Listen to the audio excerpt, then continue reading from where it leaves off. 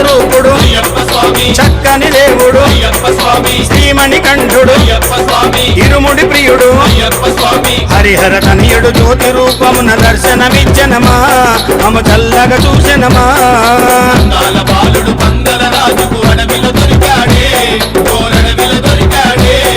గుడి గుడి అడుగులు వేసుకుంటూ పడి పూజకు వచ్చాడే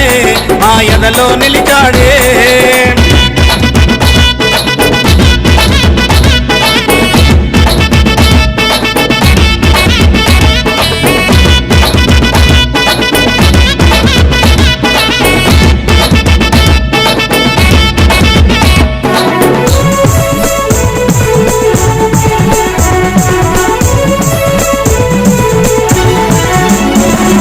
చిన్నారి బాలుడు